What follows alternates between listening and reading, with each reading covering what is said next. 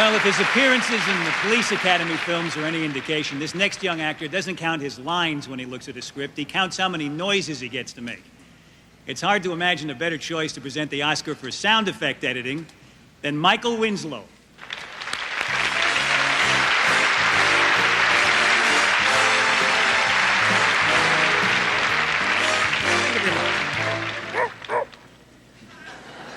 The job of sound effects editor is to match the sound effect with the picture, like a helicopter firing a rocket.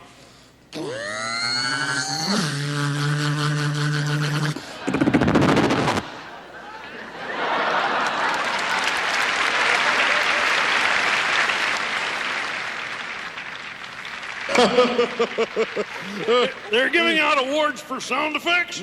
How about this? Hey, we got a winner up here!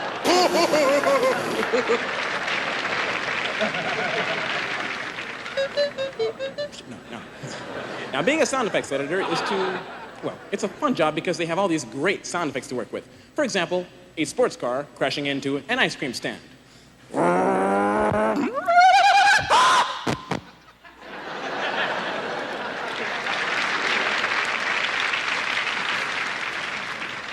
Let's see that again. No time. Tonight, the nominees for achievement in sound effects editing are Charles L. Campbell and Robert Rutledge for Back to the Future.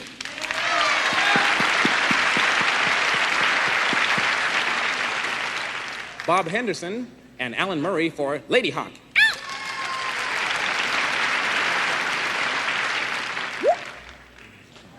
Frederick J. Brown for Rambo, First Blood, Part 2. Adrian! And the winner is, drum roll please,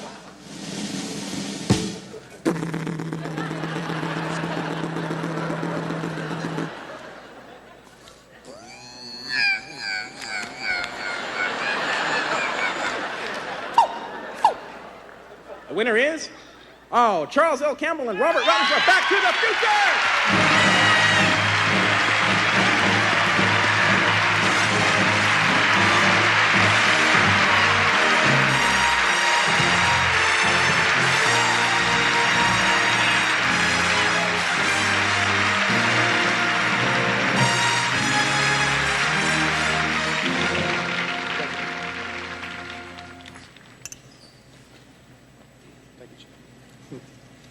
I first dreamed of this great honor a long time ago, a long way from Hollywood, on a front porch swing. Ladies and gentlemen of the Academy, I am most deeply grateful. And for all of you out there who harbor such dreams as I, may your time come too. Thank you. Thank you. Congratulations. Thank you. I'd like to thank the Academy very much, and I'd like to dedicate this to my late mother editor, Evelyn Rutledge, for the 48 years she put in this business. Thank you. 1,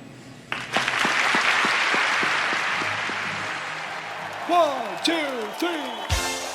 Marchy McFly, Marchy McFly. Marchy McFly is Marchy McFly.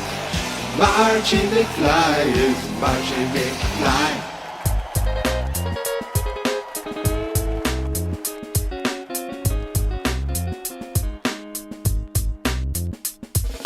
Every day in March I'll be doing the same thing, watching my favorite movie.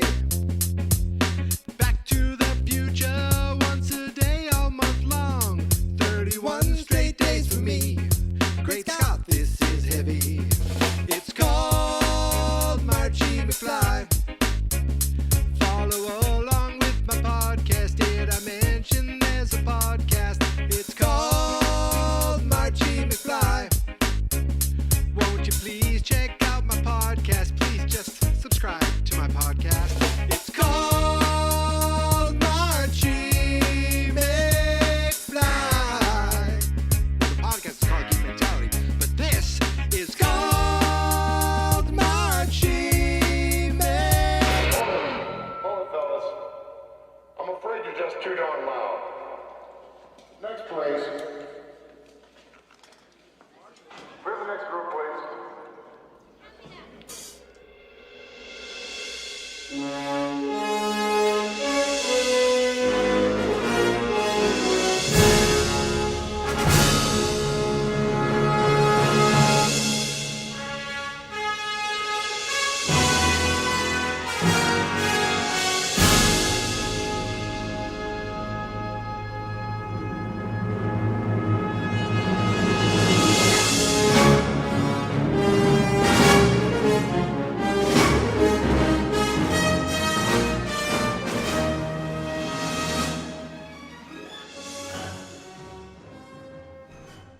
every so often YouTube comes through.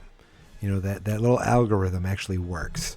So I was looking up something else, some music that wasn't even Back to the Future. And in the sidebar, the little suggested videos, it was the Back to the Future Oscar clip that played at the opening here, which was so of its time, like the lame little joke that Alan Alda gives at the beginning.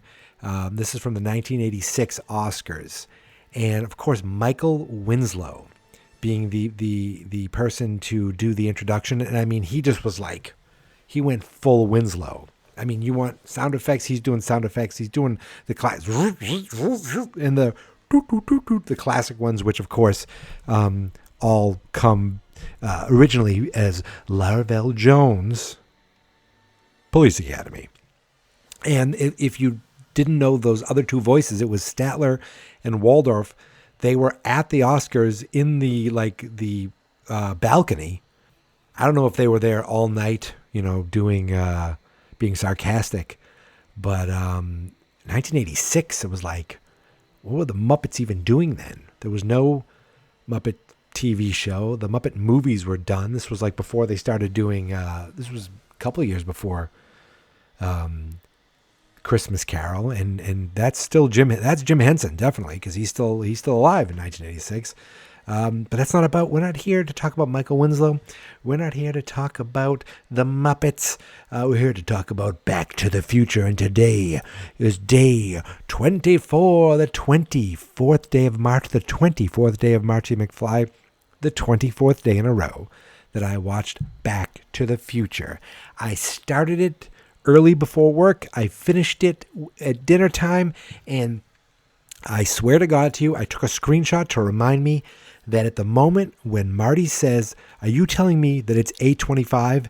It was 8:25 a.m. this morning. I am completely serious. That happened. It was kismet. It was kismet. I want to talk quickly about the Oscar winners. I looked them up, and it was like, oh, it was it was two men. They were the supervising sound editors. Robert Rutledge was the second person to speak, and Charles L. Campbell, I think he was credited there as C.L. Campbell, was the first person to speak. And this is 36 years ago, and both of them are gone. Both of them are no longer with us. I believe Charles actually lived to be in his 80s. He died maybe in 2013. Well, I have his Wikipedia right here. He passed away in 2013 at the age of 82. He worked on a ton of things, a lot of Spielberg stuff. Well, I say a lot of Spielberg stuff. He definitely worked on Amistad. Schindler's List. Oh yeah, this guy was Back to the Future 3, Back to the Future 2, Back to the Future 1. This dude, Who Framed Roger Rabbit, so he did a lot of Zemeckis stuff. Sound editor for The Breakfast Club, Spies Like Us, Three Amigos. I should do a Three Amigos month. Ruthless People, E.T., Eddie and the Cruisers. Oh my goodness, there's a movie that lived on HBO. Trading Places. This guy did Willy Wonka and the Chocolate Factory. I mean, he did it all. Hook, The Rocketeer, Death Becomes Her. Okay. Few Good Men. He worked all the way up until Catch Me If You Can. Boom. So this guy was working, for years, and he won Academy Awards for E.T., Back to the Future, and Who Framed Roger Rabbit. And he passed away in 2013 at the age of 82 years old. So he lived a long and storied life. But unfortunately, the other man, Robert Rutledge, he passed away in 2001. He was only 53 years old. He worked on Cuckoo's Nest, Star Wars, Yogi Space Race, cool. Empire Strikes Back. Oh my goodness, Police Academy. Did he and Michael Winslow high five? He probably didn't even see them. Cat's Eye. Ooh, I saw that in the theater. Back to the Future, Poltergeist 2, Masters of the Universe, Tango and Cash, Jetsons the movie. Then a couple movies I don't know of. But yeah, he passed away a little younger. But geez, Michael Winslow at least is still with us. Wow, that was It was cool to see the Oscar-winning film that is Back to the Future, but it was like, you realize it's a long time ago, and these are grown men, so 36 years, things change, people die. Oh boy, what a downer. Okay, I want to go through a couple notes here. I did take some notes. I mentioned yesterday on the show, Jay mentioned that Marty, he parked that truck at a weird angle. I noticed it today. He's 1,000% correct. I never noticed it, never thought about it before. It was the truck was there. And it was like, I wonder if Toyota's like, hey, you want to put our car there? Can you put it at a little angle so we can actually see it better? So they're not just looking straight on, and we can see Marty kind of looking in the door. Like it was definitely there for fashion, not function, if you know what I mean. So I'm glad I looked at that. I wrote down, imagine if Doc fell. Like, this is where the movie takes a turn. So he's on the clock tower. He falls. Marty's driving down at 88 miles per hour. He hits the wire, and he's like, he closes his eyes. The sparks are flying, and nothing happens. He doesn't realize this at first. He gets out, and he's looking around. He's like, wait a second. It's still 1955. He goes over to the clock tower, and he's like, I'm sorry. I'm so sorry. Please, you can live in my Doc. I don't know that. Again, that took a turn too. I just wrote down, imagine if Doc fell. Oh my goodness gracious. Okay, I wrote down Jerry Hawk. What the hell? Oh, I know what this means. I was thinking that if this was a movie made nowadays, or if it was made with more stupid, like, on the nose, like the Chuck Berry thing was a fun, cool cute little thing. But if this was made by a lesser person, they would have been like, shown Marty give the skateboard back to the kid, and then the mother would have been right there. He goes, Jerry Hawk, you get over here right away. And of course, we find out that Jerry Hawk would then later have a son named Tony Hawk. I have no idea who Tony Hawk's dad's name is. I picked Jerry Hawk because, I don't know, it made me laugh. I also talked to Jay about, I wonder if Doc filled Marty in with what he missed, after they reconnected. Although he didn't really get a chance because just all hell broke loose the next day. And, Marty never really got a chance to just relax with Doc. He never even had that big of a chance to relax with his old family. I mean, the 1985 that he came back to, that's for years ahead. I'm getting ahead of myself. But I was like, you think on the drive home, Doc would have been like, now, Marty, I've been paying attention to your parents. Things are a little different. They're doing much better. Dave doesn't work at the Burger King anymore. Well, actually, how would he know? How would he know? He wouldn't know to tell him. So maybe he would have filled him in if they had the chance, but he wouldn't know things are different. So, nope, I take that back. Oh, time travel is so much fun. I did say Marty should have tried CPR on Doc. Like he sees Doc there. Maybe there's one bullet. I don't know. Maybe a lot of them missed. Maybe he's still clinging on to life. Marty should have at least tried, compressions and mouth to mouth.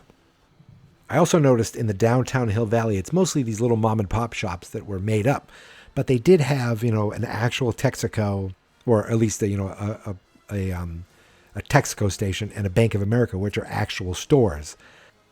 That just caught my eye, and I don't know, I thought it was interesting.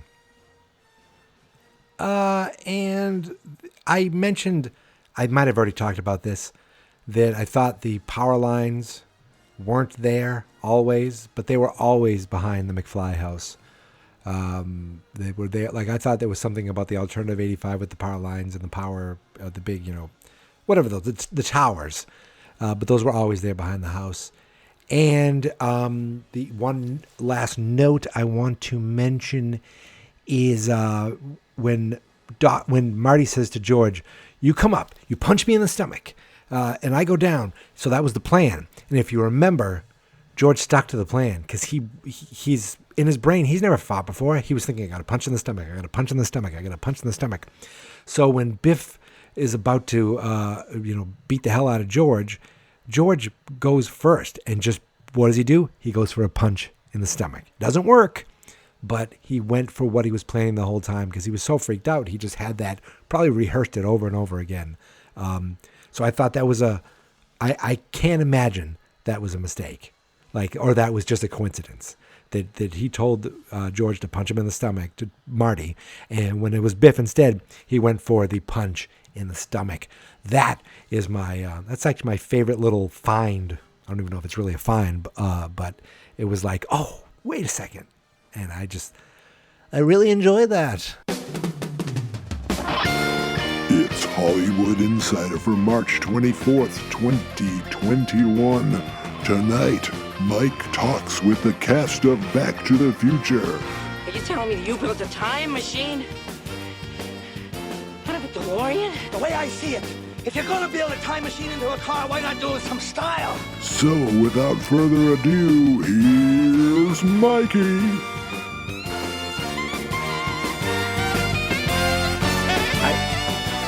We're not ready. It's not, I don't know, I'm clicking on it. Nothing's, I'm just gonna, who? Oh my God. Hey America, how are you? It's Hollywood Insider for March 24th, 2021. I'm Mike, coming to you safely from the confines of my home. I hope everybody is safe and wearing a mask. And tonight, the plan was to be talking to the cast of Back to the Future on a Zoom call. They're all over the country, and of course, with COVID going on, the easiest way to get everybody back for a reunion, and there seems to be a major Zoom outage kind of going all over the country. We're unable to connect to the main cast who we're able to talk to, Michael J. Fox, Tom Wilson, Christopher Lloyd, Leah Thompson, and we're even going to be getting a guest appearance from Crispin Glover for the first time to talk with the rest of the cast. We had Steven Spielberg lined up, Bob Gale, Bob Zemeckis, Donald Fulov, Goldie Wilson, Harry Waters Jr., Mr. Marvin Berry. We even had motherfucking Billy Zane lined up for tonight, all right? But with the Zoom issue, it seems like there's only one person we're able to connect to. Sir, are you there? Press the mute button. I think you're on mute. Just try. Hello, Michael. Yes, hello. How are you, sir? I'm doing great. I'm sorry. Were you saying something? I was going to introduce you, but I don't have. I apologize. I don't have your information here in front of me. That's quite all right. Allow me to introduce myself. My name is Kip Sutherland, actor from Back to the Future. You said Kip Sutherland? Yes, Kipperman James Sutherland. No relation. But yes, that's me. You call me Kip. And I, of course, am here for the big reunion Zoom. But it looks like I'm the only one who's able to connect. Well, we're excited to have you here. And so you're like a producer. You worked in the production, did you say, of the film? On-screen talent, film actor, Back to the Future, just as my headshot says. Huh. Well, Mr. Sutherland, it is an honor to have you here for Marchy McFly to talk about Back to the Future. My pleasure. So I've been watching the movie every day, and I don't know if it's just because it's been a long time, but I can't. So many memories. Can't quite place you as to where you were in the movie. My apologies. No apologies needed. That happens all the time here. Let me get something out of my bag here to kind of maybe this will jog your memory. For those of you listening, he's taking something out of his bag and putting it on his head. Is that a dog head? You got that right, buddy. You're looking at the world's first time traveler. The what? The world's first time traveler. Can you please take the mask off? It's really hard to understand you. Sure. What I said was, you're looking at the world's first time traveler.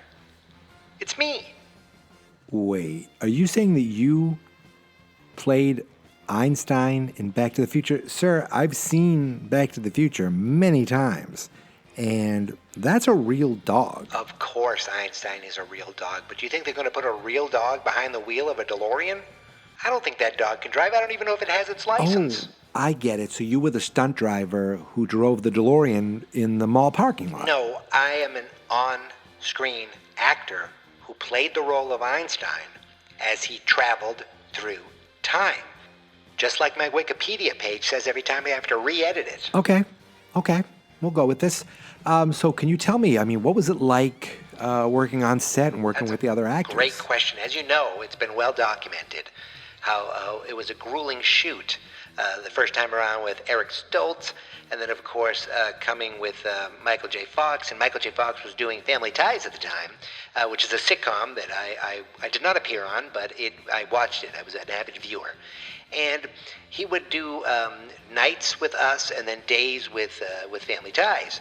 I didn't actually meet Michael J. Fox, but I've heard he was a really, really great guy. And also Christopher Lloyd, I also heard he was a wonderful, wonderful man. I didn't actually meet him either, but it was definitely a grueling shoot. I remember the day that I was on set. I was on set for a total of 45 minutes, on screen, for at least a few seconds. It's documented. It's in my IMDb. But it was the second unit director who shot my shot, so I didn't actually get to meet Robert Zemeckis or the writer Bob Gale. I didn't get to meet any of the producers, Frank Marshall, Kathleen Kennedy, Neil Canton, Steven Spielberg. I did get to meet Eric Stoltz once, and he was a prick. But other than that, everyone else was really nice. Kip, can I just ask a quick question? How did you know about this Zoom? You invited me. Are you sure I'm almost positive you invited me. Kip. Well, to be honest, tell the truth, please. I found a link to it on the Back to the Future Reddit page. Kip, did you actually meet Eric Stoltz? Whoa. Am I under oath here? Kip, I'm just going to ask you this one time. Were you actually in Back to the Future or associated with Back to the Future in any way? Well, I'm Kip, some Zoom. Kip, I think we're losing you, Kip. My connection. This might be for the best. It's cutting. Okay, I'm going to let you go. Cutting in. No, I'm going to let you go now, Kip. Thank I really you appreciate. Much for having. Can you just hit me? Marchy McFly. If you want to. Yeah, I just. Cameo. Oh my goodness, I don't know who this guy is, who he was. He's gone now. I apologize, everybody. We really did have a great show lined up. So I'm just going to sign off until next time. Hooray for Hollywood.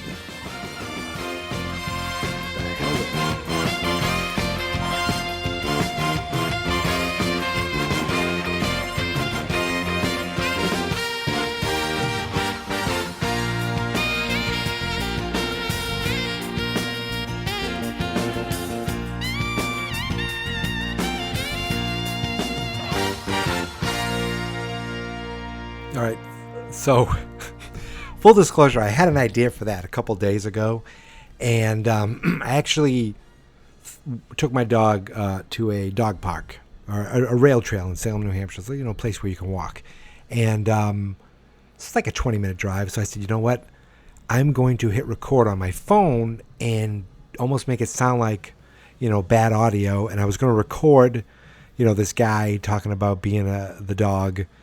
But I made it like 10 minutes, and somebody at a four-way stop went through the stop sign. So I just kind of, in the recording, you hear me kind of just lose my cool, and I just was flustered. I was like, you know what, I can't do this right now. So I just figured I'd do it tonight. But what's funny is this is, based in truth. What, the dog head. I figured it was. I don't think I've ever seen this picture before, but I actually typed in dog inside DeLorean. And it's awesome because it led me to this article on Fandango. I'm going to put a link to it in the show notes. It says, you've probably never seen these Back to the Future images before. This was from October 21st, 2015, of course, for Back to the Future Day. This was written by Christopher Campbell in Fandango. And I was like, oh, I probably have seen these images before. I'm pretty sure I've seen none of these images before, okay? The first one is the actual time machine designs. It shows the original sketches from production illustrator Andrew Probert and a blueprint by consultant Rob Cobb for the DeLorean time machine, plus storyboards. So this is really cool. It's like it has an actual blueprint of what everything would be in the DeLorean. There's some like kind of drawings of it. And there's also, I don't know exactly, there's drawings of Doc. Looks like it's at the end. That was really, really cool. It has another thing. So the next photo is actually Einstein's stunt double. It shows a photo of a dude sitting in the DeLorean wearing a dog head. And I couldn't tell you who the guy's name is. It doesn't say. It said they had a stunt driver behind the wheel wearing a Catalan sheepdog mask that looks like Einstein. They said it was kind of, Bob Gale mentioned that putting the dog behind the wheel was a nod to Disney's The Shaggy Dog, but they couldn't just put a dog in the driver's seat and pull the vehicle. So they that's why they put a guy in a mask. So the photo didn't inspire me to do this, whatever that was, but the idea of it did help me find this article. So that was it's a really cool photo of just this guy just standing there with the dog head. There's a photo of like the first sketch of the flux capacitor, and it says says that it's a blatant copy of the oscillation overthruster from the Adventures of Buckaroo Banzai and Across the Eighth Dimension. Of course, both of those were produced by Neil Canton. I don't know. Buckaroo Banzai is one of those movies that I just know of. I don't know. I don't think I've ever actually seen it. This is a really cool thing. This is a memo from a company called Fenton Feinberg Casting. And it says August 21st, 1984, casting with Jane Feinberg, Judy Taylor, and Bob Zemeckis for the role of the scientist in, quote, Back to the Future. So it was still called Back to the Future then. So there are so many names. Now, in the corner, there are other names written in there. I'm sure that these are all the Martys. They're written, I see Eric Stoltz, C.T. Howell, C. Thomas Howell, Ralph Macchio. I don't know who the fourth name is. I can't make it out. But that is, I don't know how big I can make it. I can zoom in really quick. Cusack. Oh, so John Cusack also. I'm sure I've when they say these are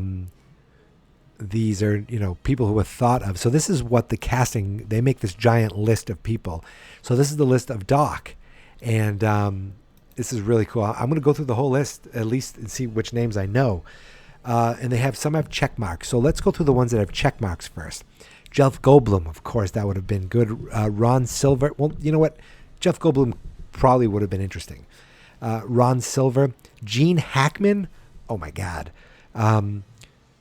James Woods and Christopher Lloyd were all the ones that had check marks next to them.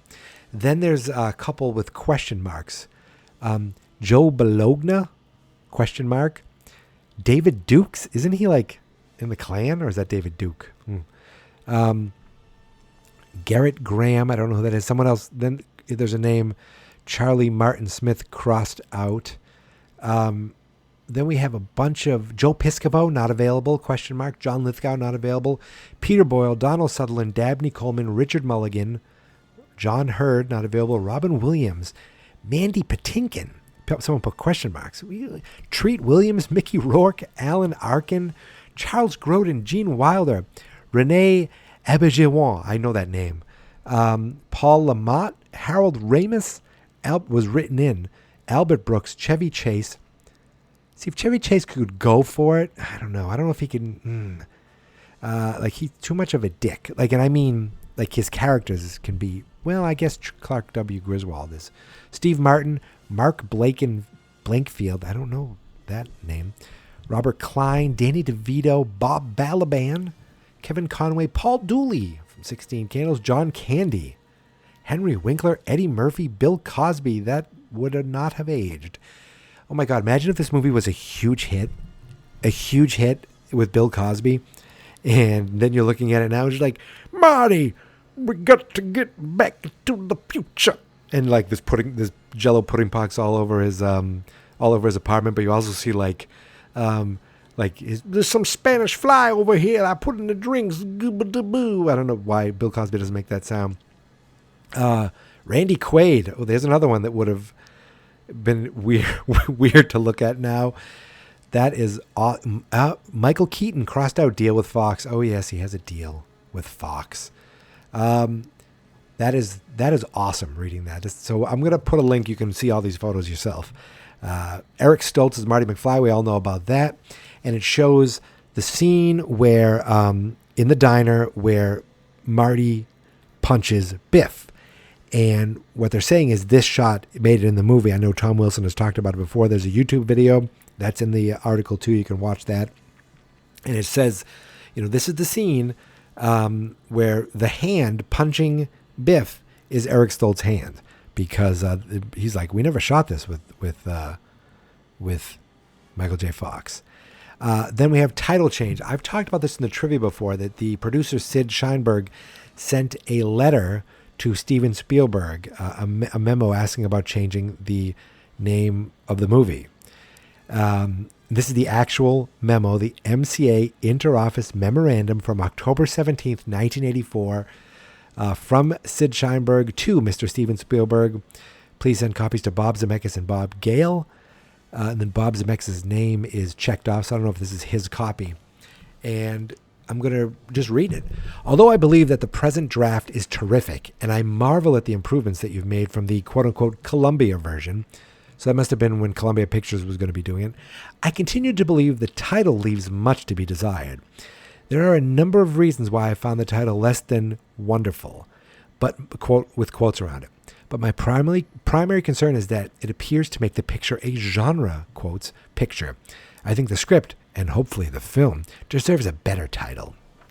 Now that I have buttered you up, I would suggest we consider the title Spaceman from Pluto. And we've talked about this before. Then he says, underpinning these suggestions are the following thoughts. And then he has a Roman numeral list. Number 1, modify the dialogue on page 35 so that Sherman calls Marty a spaceman from Pluto.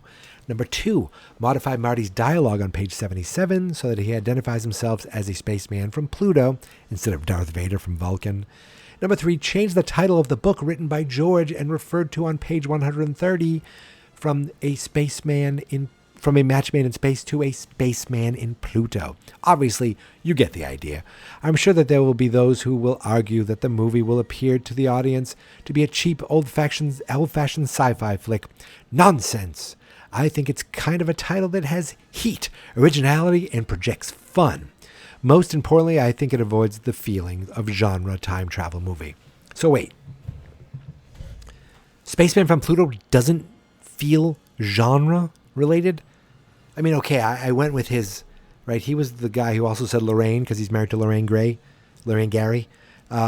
Okay. I love that, I don't know if it's true, but the Hollywood legend is that Steven Spielberg, who obviously had a ton of pull at that time, already, he wrote back and said, great practical joke, really funny. Everyone here got a kick out of all the jokes you said. I love that because, then he just kind of like, okay, he just zipped his lip after that. Now this next one, this was kind of fun. I've never seen this before, and I don't think it was actually part of the original movie. It says, this is George McFly's novel. it says below is the back cover and synopsis for the sci-fi novel. We never actually saw this in the film. This was created and written by Bob Gale specifically for Back to the Future, the Ultimate Visual History. So I don't know if this was ever even on the back cover. I don't know if they ever made a back cover. No, the back was George McFly. So this must have just, I don't know, this was under him or I don't know. Anyway, let's read it anyway. George McFly's best-selling first novel is now in paperback. Oh, so this is for the paperback version we never saw. This is Bob Gale having a little fun, but let's read it. Theirs was a love that was cosmically ordained. Or was it? Raylene was from Chicago. She was young, beautiful, and her heart belonged to another.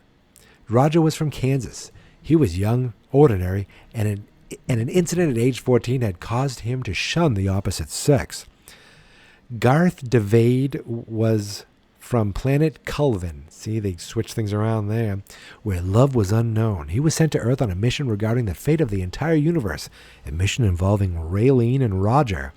Okay. But what was this mission? And how could the lives of two young people have cosmic repercussions? Was Garth DeVade, with his ability to create sonic frequencies powerful enough to melt a human brain, really a galactic matchmaker? Or did he have a secret, insidious agenda? Find out in A Match Made from Space. Retail price $3.50. A disclaimer: this representation of the fictional novel is intended for entertainment purposes only. It's not for sale. Oh, so there's even a disclaimer saying, if anyone ever put this on something, that's not actually a thing. And that's it. Those are all the pictures that this article had. But I'm glad that, a dumb, silly skit I wanted to do led to me finding this article that I'd never seen before and seeing some things I've never seen before. And this article is from 6 years ago, and I feel shame that I didn't know this one before. But that's it. I think we did it. I think we nailed it. So I'm going to put a link to this in the show notes. And of course, you know where you can find me on Twitter and on Instagram. I am available at Geek Mentality. The Facebook page is Fans Not Experts, and the website is fansnotexperts.com. 24 days down. 6 days to go. 25, 26, 27, 28, 29, 30, 25, 26, 27, 28, 29, 30, 31. 7 more days to go. I'm good at math, and here is my theme song. This is my podcast. I made it. Geek Mentality's what I named it. And I think you should listen and subscribe. 'Cause I'm kinda funny and awesome. I think that I'm worth your time, and I'm kinda handsome. My mom says, please listen and please subscribe. At least listen to this episode. Fans Not Experts. What are you looking at, butthead?